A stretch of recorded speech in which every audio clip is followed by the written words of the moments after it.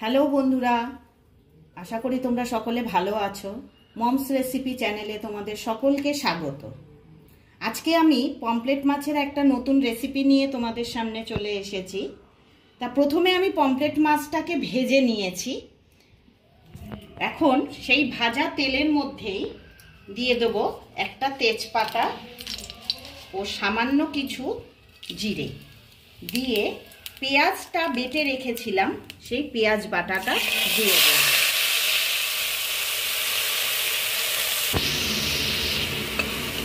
পেঁয়াজের কাঁচা গন্ধটা যাতে চলে যায় তাই পেঁয়াজটা একটু হালকা ভেজে নিচ্ছি।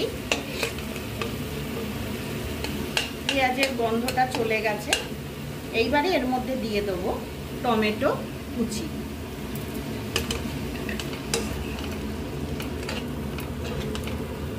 টমেটোটা পেঁয়াজের সঙ্গে ভালো করে মিক্স করে দিয়ে আমি গ্যাসের সিমটাকে একটু কমিয়ে ঢাকা দিয়ে দেবো টমেটোটাকে নরম করার জন্য। কিছুক্ষণ বাদে ঢাকাটা খুলে নিলাম, টমেটোগুলো সিদ্ধ হয়ে গেছে। এইবারে আমি একটা বাটিতে নুন, হলুদ আর লঙ্কা ভিজিয়ে রেখেছিলাম, সেটা দিয়ে দেব।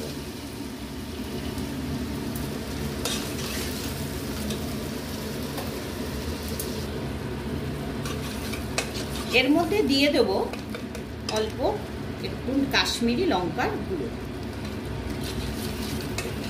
দিয়ে মশলাটাকে ভালো করে কষিয়ে নেব।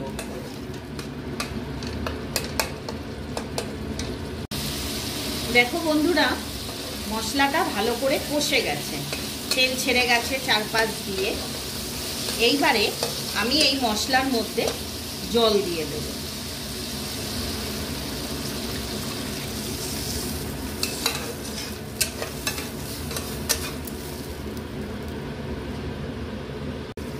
দেখো ঝোলটা ভালোভাবে ফুটে উঠেছে, এইভাবে আমি মাছগুলো দিয়ে দেব।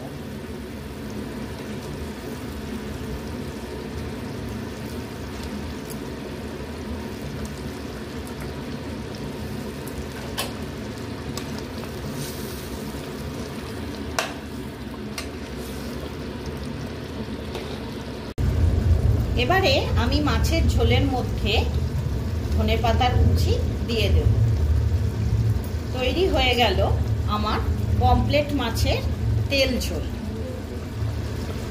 এখানেই আজকে আসি বন্ধুরা, আমি আবার তোমাদের সঙ্গে নতুন রেসিপি নিয়ে তোমাদের কাছে ফিরে আসবো।